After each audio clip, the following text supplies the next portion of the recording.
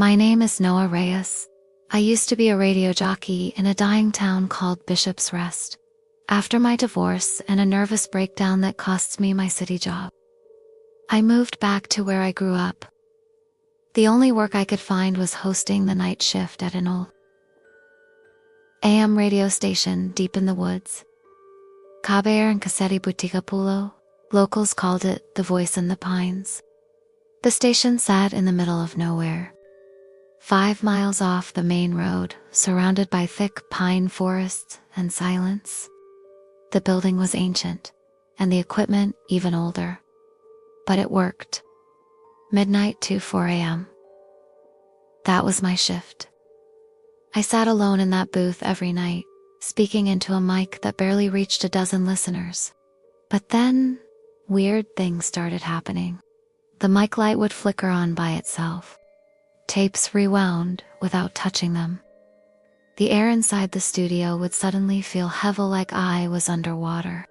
I ignored it at first, until I heard voices, not on the air, in the static, whispering. I recorded one. It said, "You are not the first." One night, I found a hidden panel behind a broken wall.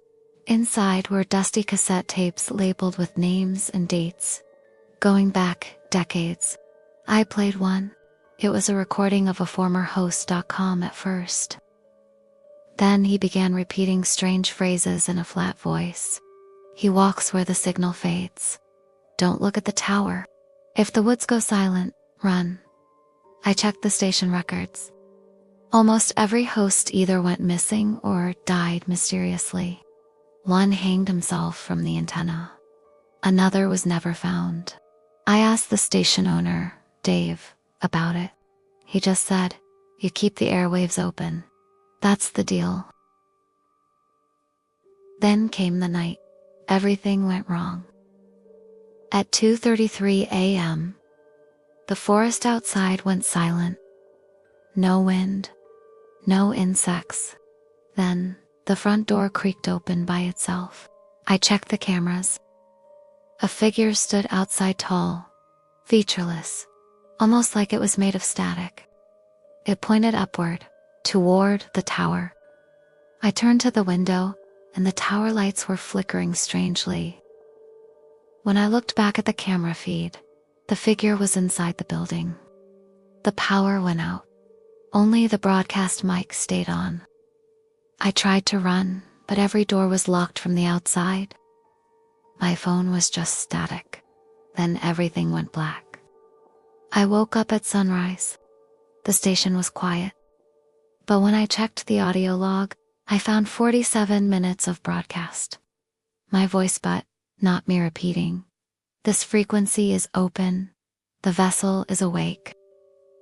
We begin again. I left that town the same day.